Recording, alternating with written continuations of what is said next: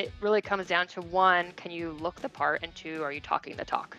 It doesn't mean that you have to 100% blend in, and it definitely doesn't mean that you need to dress or act like a man. Why did I become an executive coach? I saw lots of great people fail to get ahead at work, while their much less talented peers blew right past them. That made me furious, but also curious. What were great people getting wrong? It came down to helping them re-examine what drove success, and then helping them make critical shifts, one hard truth at a time. Feel like you're doing everything you were told, but you're not moving ahead at work nor having the impact you seek? Then welcome to 97% Effective with Michael Winderoth, where we skip feel-good, happy talk and engage experts in pointed conversations about what it really takes to move the needle at work and your career. So if you feel stalled or frustrated, or seek that extra edge as you move to the next level, then look no further. This is the Hard Truths Playbook you never got.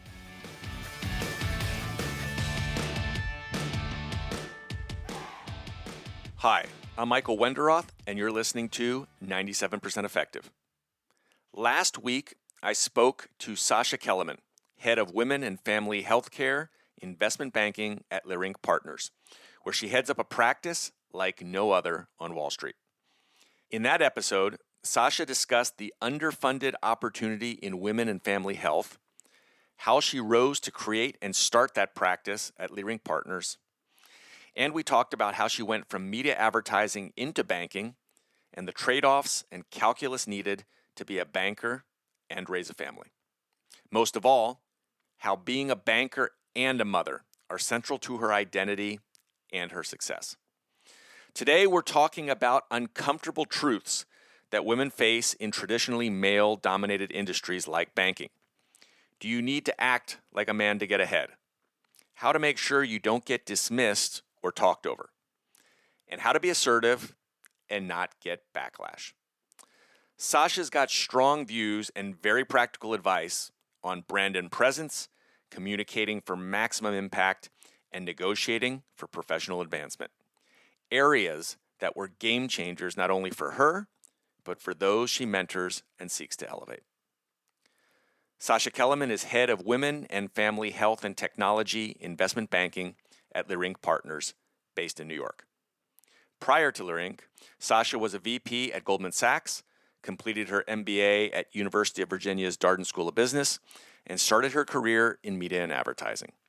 She resides in New York with her husband and two curious daughters, and was named to Business Insider's list of 30 under 40 that are transforming healthcare. Sasha, welcome back to 97% Effective. Thank you, Michael. Let's talk about your career and about how you advocate and help others surviving, thriving to get to the top ranks and getting a seat at the decision-making table. And you have very specific advice. And I just want to preface this by saying, clearly, hard work, being smart, being driven, these things that you've already talked about, that being a sponge, are critical. But we know from the research, and much of what I do, is that your interpersonal skills, how you show up, your network, things that you've alluded to, are very much important drivers as you get into organizations. And you had very specific advice around three areas: executive presence and communication, building relationships, and negotiating for professional advancement. So let's look at those each in turn. If we start with communication and executive presence, you spoke about physical brand and presence. What do you mean here? Yeah, so each industry and firm within that sort of has a unique culture that's really important to identify. And it's important to understand, try to blend in. You can't really show up day one and rock the boat, but you can make little changes over time that really add up. You don't have to completely assimilate, but it is important to look around, see how are others communicating, to be firm specific aware. Ultimately, I think executive presence, it really comes down to one, can you look the part? And two, are you talking the talk? It doesn't mean that you have to 100% blend in, and it definitely doesn't mean that you need to dress or act like a man. So looking the part in investment banking or finance in general, suits were the norm before COVID. So as I mentioned earlier, I did not own a suit at all. I had to make some investments to make sure that when I was showing up for interviews, that I was prepared and I would be taken seriously. So I bought suits in the only acceptable colors that people wore in investment banking, and that was black, dark gray, and navy blue. Black only for women. The only time men wore black suits were for funerals. I bought closed-toed shoes. I wore small pearl earrings and minimal makeup. But I also wanted to include a few elements that made me feel powerful and confident. And so for me, that means making sure my hair is blown out, my nails are done. And I made sure to do that for my interviews, for all of my networking events. And over time, I started also incorporating a little bit more detail and those little accents to make you stand out a little more and make me feel more feminine, especially as I went, as I grew up in the investment banking years. So I started to wear more color, different blouses or shoes, or I added lipstick, or I started wearing statement earrings. During COVID, for example, my husband and I bought a house and I decorated my home office. So instead of the typical boring white background, I put up very bright wallpaper, which brightens my day, but it's actually been an incredible conversation starter through most of my Zooms during the pandemic.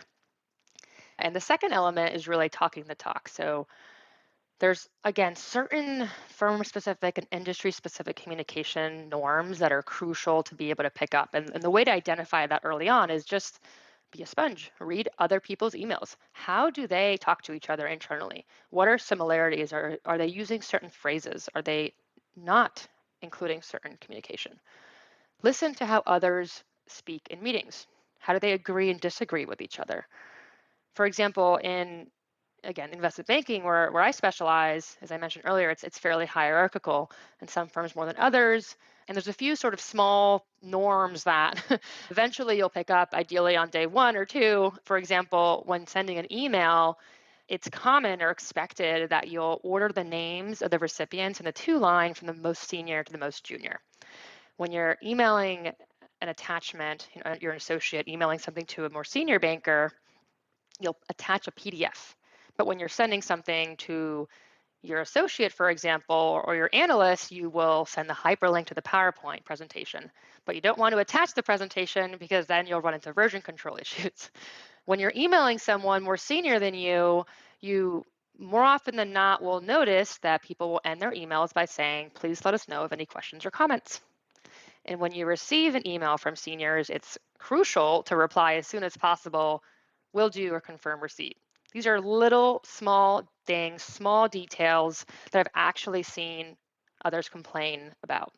I remember hearing a colleague a bit annoyed when he was listed in an email at the end, even though he was a managing director. Or I've seen in reviews a person noted as not a cultural fit because they didn't pick up the lingo right away.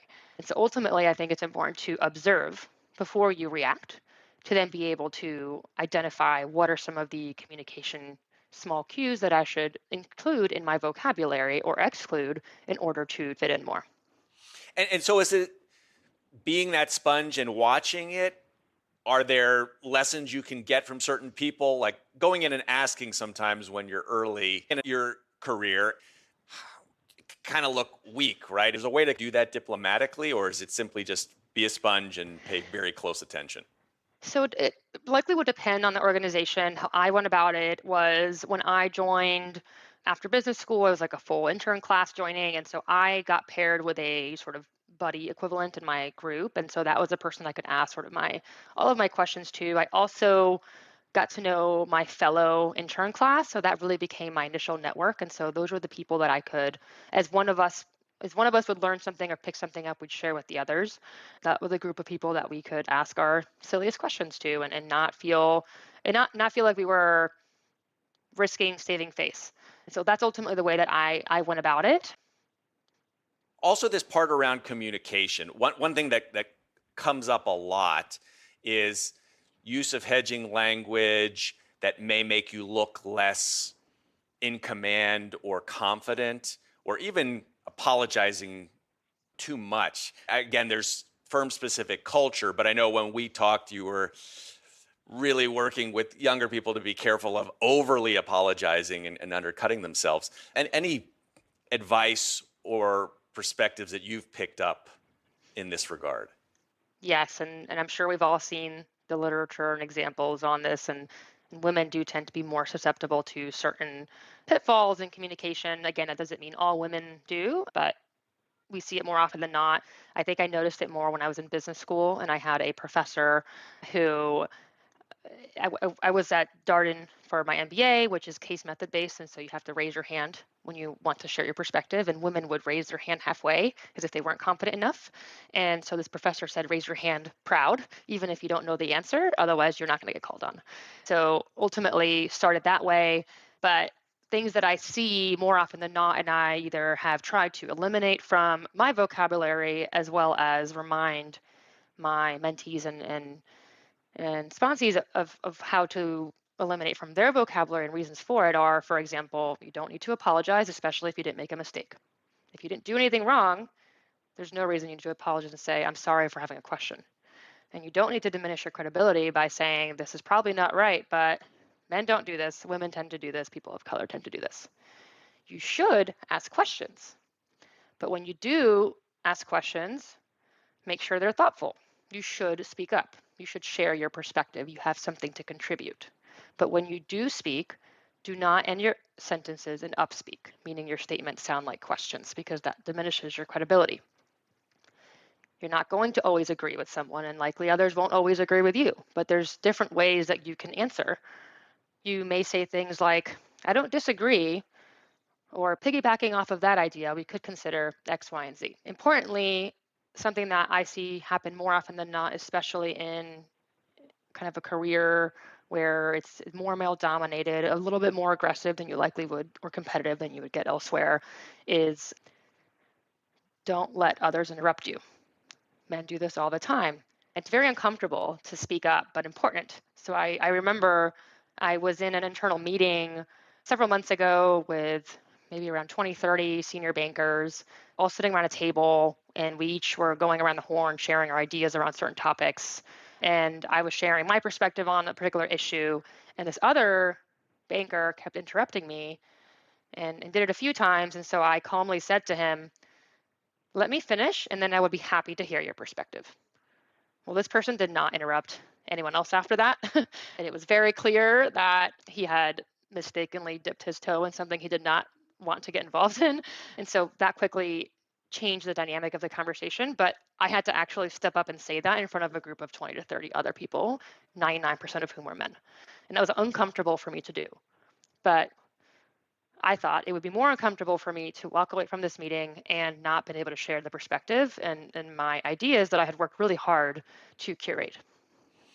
So letting that be your guiding principle, and then being clear, concise, and assertive about it. Tough and uncomfortable as that was. Yes, I think a lot of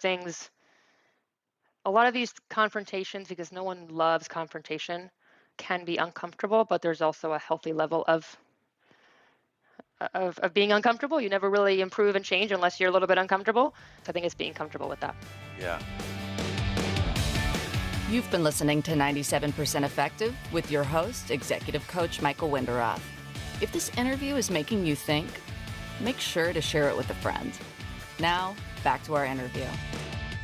So talking about the second piece, which is around what you characterize as building relationships, we know from the literature that sponsors are critical to moving everyone up in organizations. And a sponsor being someone who advocates behind closed doors for you. And there's a lot said about don't get a mentor, get a sponsor. There's a lot of cliches out there. And it's, you don't just go up to someone, will you be my sponsor? What is the key been for you, or how do you advise people to get powerful, influential people in your camp advocating and supporting you on your ascent? I wish it were as simple as just asking someone. That's not been the path that I've taken. I agree. It is extremely important to have both mentors and sponsors, and they are different roles. I often find that when I'm on panels or there's women on panels, we often get asked the same question, which I think don't get asked as much of men, which is interesting. So what I focused on, especially coming out of business school, coming out of Professor Bellamy's class, I identified who are the people in positions of power. And by that, I mean who controls compensation, promotions, career opportunities. And I made a list I told myself it was my job to get to know them. And senior people are really busy. So it's not their job to get to know you, right? They're not going to come to you and say, "Hey, Sasha, we haven't caught up in a while. Why don't we have lunch or coffee?" So I set reminders on my calendar and I invited them to get coffee or lunch. I have never had someone say no. I encourage all of my mentees and sponsees to do that because they are in charge of their own career path. It's a mistake to think that the most senior person is going to hold your hand, Michael, through every single career move or development milestone. You are in the driver's seat of your own career. And so as I think about identifying those sponsors, I thought, okay, well, I have to get to know them, but what does that really mean? And what it boils down to is finding one common data point with somebody else. And that's it. And it doesn't need to be your gender or your race or where you went to school, but you do need to get to know them and find out what that is.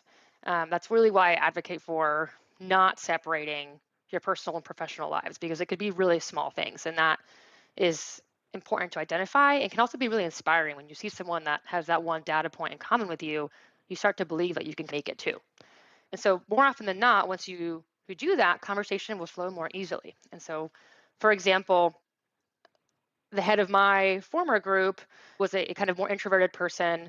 I invited him for lunch and quickly learned that he had twins and he really liked pistachios. And you know what? I have a twin brother and I love pistachios. And so those small things are just at least initial conversation starters. It's one common data point. I made a mistake when I joined my first large professional organization. I got caught up in the hamster wheel of working on deals. And so I forgot the importance of having multiple sponsors with a seat at the table. And so what that means is, for example, when it's the compensation cycle in investment banking, partners usually will control the deal flow and the compensation decisions as well as promotions. At the time, I had been concentrating most of my work with one senior managing director who happened to be the only female MD and was working primarily with her. While she was up for the partner promotion, she wasn't yet a partner. And so she didn't have a seat at the table.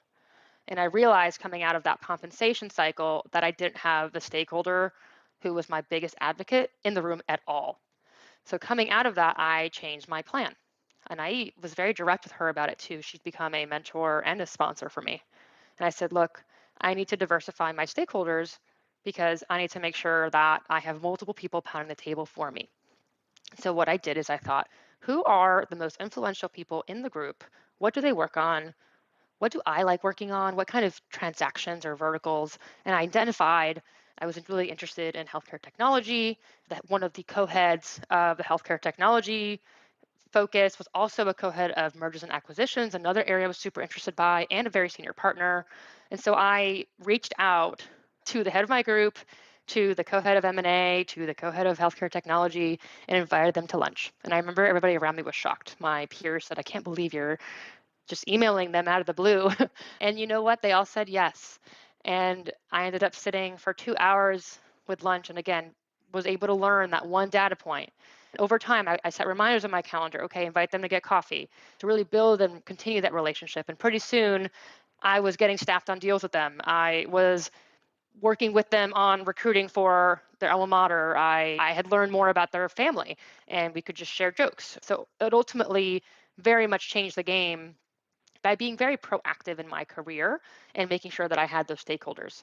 And importantly, when I joined, I remembered my mistakes from the past and where I wanted to be proactive. And so when I was accepting my offer on the phone with my boss, one of the requirements that I mentioned was I wanted to have lunch with him once a quarter. And the reason for this was that he's again very busy. I thought he may not work on the same transactions that I work on. So how am I going to get to know him? And I also really was curious about learning how to build a new business, which he was doing. And so that was really exciting for me. And again, it was easy to ask for that early on. You can't really ask for that 6 months or a year into the job. It's just a bit awkward then. And so at first we, started our quarterly lunches and really quickly it became something that I was really looking forward to. I learned so much about him and really missed our lunches while I was on a maternity leave. But I've gotten to know him personally and professionally and love the relationship that I've built. I think it's also provided me more access to the firm, to different opportunities. more open communication. And I also know that when I was faced with a few challenges over the last year, personally, I was able to go to him because I had built that dialogue and that repertoire. But again, that was a very conscious decision to make sure that I was having face time with the important decision makers and finding out what is that one or common data point that I could find with those in positions of power. Absolutely proactive in terms of managing your career. There are probably folks who are listening, and you've probably encountered this, who would say, this is borderline brown nosing, or I wouldn't feel comfortable with that. You even said many of your peers were shocked that you did something like that. Many people fear their peers. There's others who would say, maybe crossing a line if outside of work, especially women who are saying inviting men out. These issues around brown nosing, how your peers perceive you, and uncomfortable situations potentially for women in all male environments. I specifically to your comment on getting to know someone outside of the workplace, I have never invited anyone for drinks unless it's a group specific thing.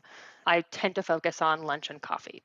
That is more neutral ground, which for me I'm more comfortable with. So that's sort of the venues that I tend to pick. In terms of being liked by your peers or those more senior, I think you can manage both. It's not you can either be liked by your peers or those more senior than you, and you also don't need to be liked by everybody. You do need to be liked by those in positions of power if you want to succeed and move up in your organization and have those opportunities. It is possible to bring, and I prefer, candidly, to bring others up with me. What I mean by that is specifically, I lead our women's network as well. When I, for example, have my quarterly lunches with my boss, I usually will have a list of maybe two or three things that I want to highlight at some point. That might be a particular positive client interaction that went really well. It may be a deal that I helped source. But importantly, I always touch on certain individuals who I've worked with on my teams. And I highlight X person did this exceptionally well. I was really impressed by this interaction and how she handled this really challenging experience with the client or transaction or whatever it may be. And I've always found that there's more credibility when somebody else highlights a success than if you highlight your own. So those have been ways that I've tried my best to elevate others with me, which is genuine. Of course, I'm not going to speak on someone's behalf that isn't actually delivering the things that I'm saying. But again, I think there's different ways that I can both augment my relationship and my standing with that person in power or in senior position while elevating others up with me. Brilliant. Our last area, negotiating for professional advancement.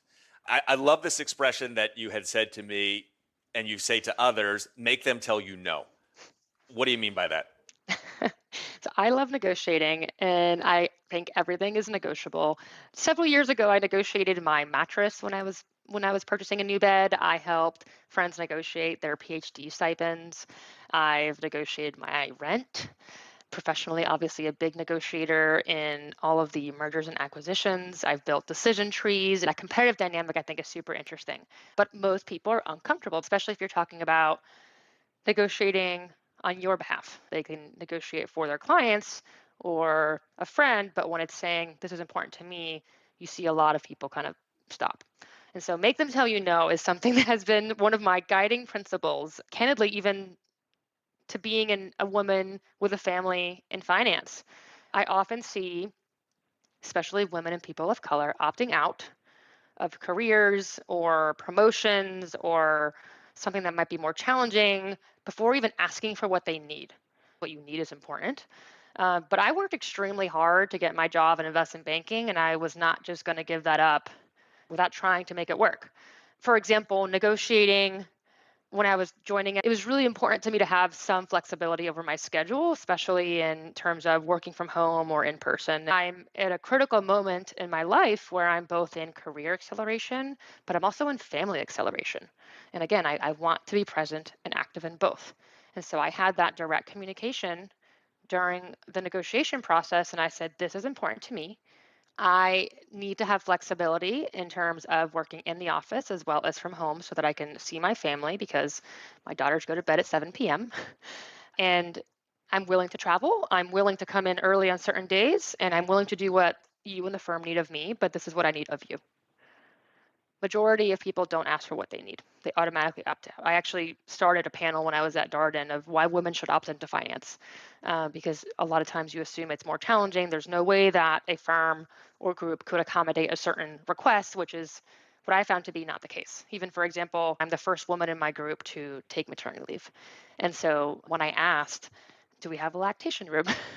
What is our maternity policy? First, there weren't ready answers. And ultimately, my team, even though it's primarily men, have been the most supportive and the most wonderful to work with. And they've told me and said, look, anything you need, you have to communicate and let us know, and we will find a way to make it work. But it wasn't until I actually asked.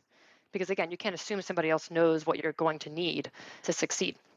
And so this make them tell you no comment or mantra is really important to me.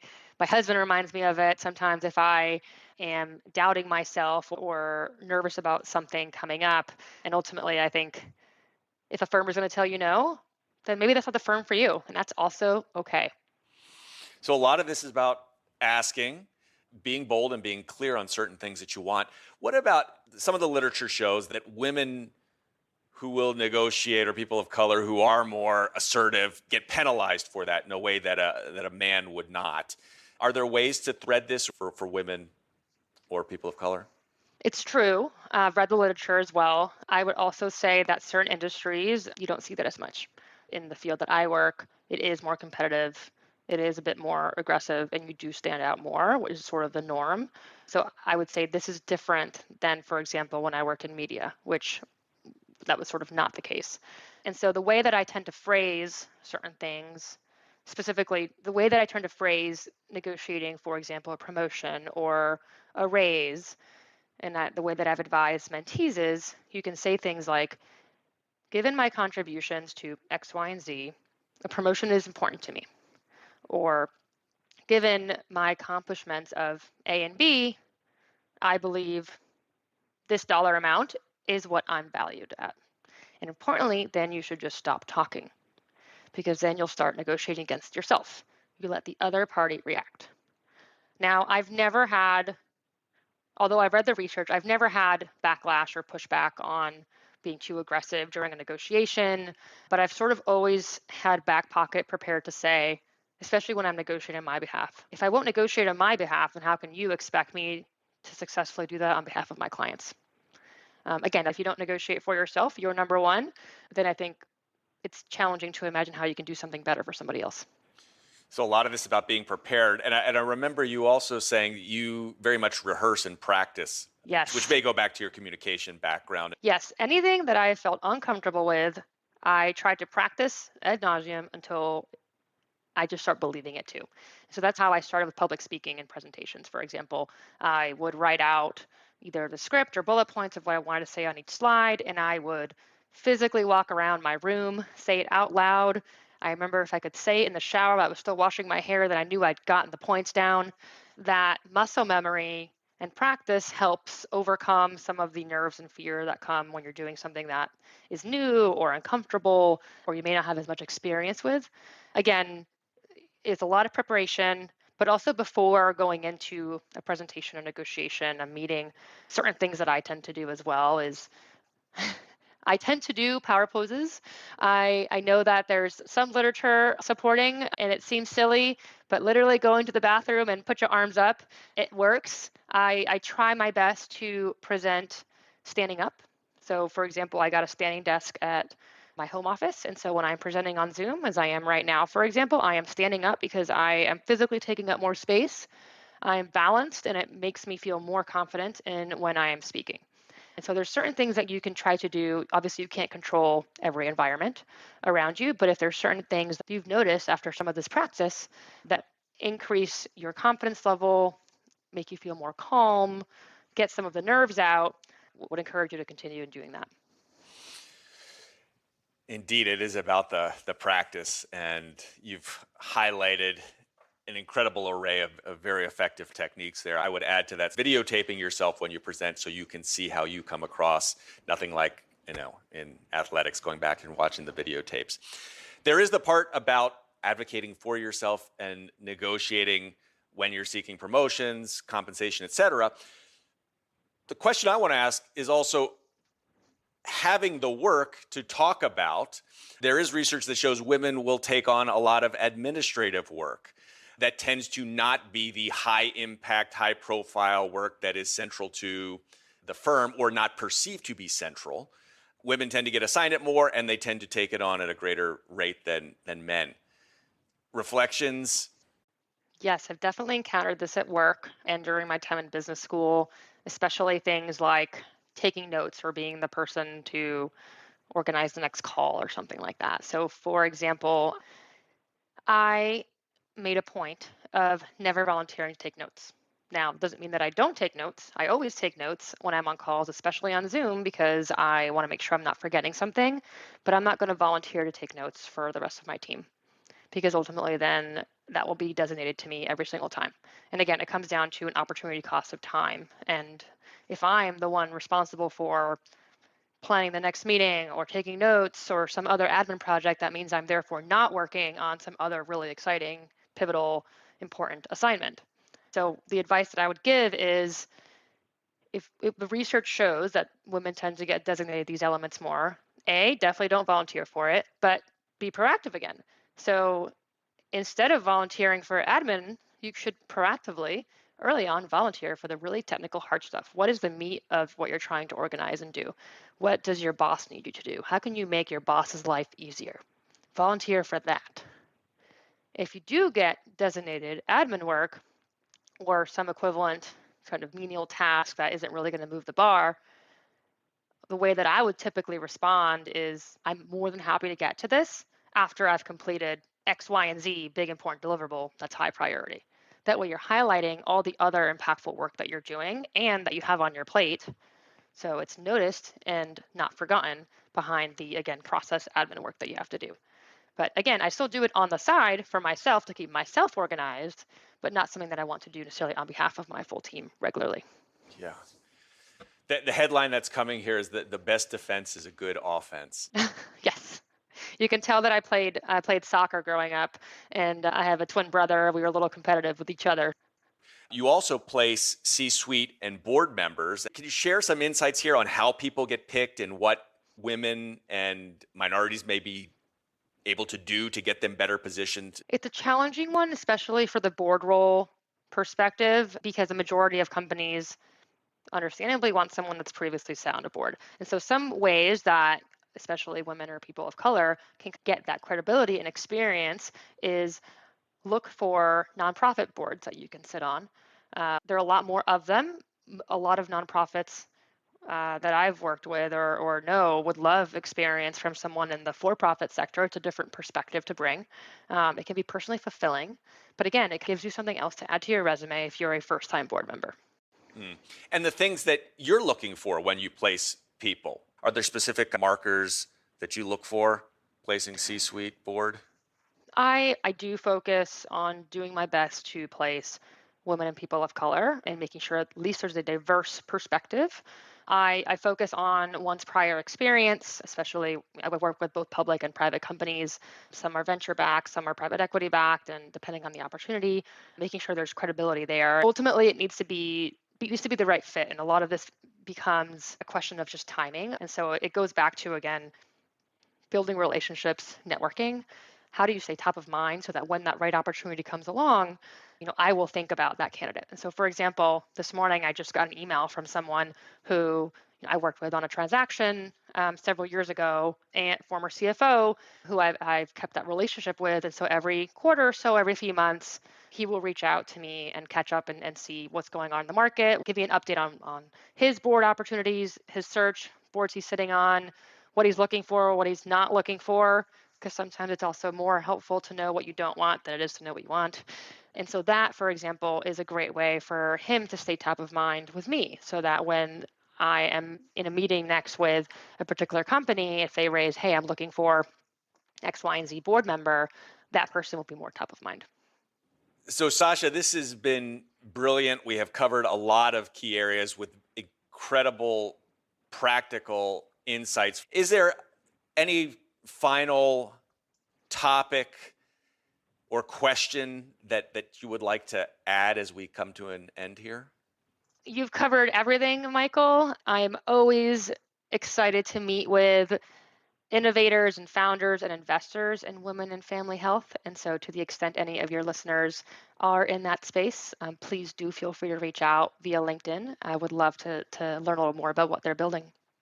Sasha, tremendous, accelerating your career, also accelerating your family. Sasha Kelemen is head of Women and Family Health and Technology Investment Banking at Leerink Partners, based in New York. Thank you so much. Really appreciate your time. Thank you, Michael. Thanks for listening to 97% Effective, where we skip happy talk and help you break through and ascend one hard truth at a time. Help others discover this show. Leave a review and rating wherever you listen to your podcasts. And if you like what you heard, you can get free resources, including the first chapters of Michael's book, Get Promoted, on his website, www.changwenderoth.com. That's www.changwenderoth.com.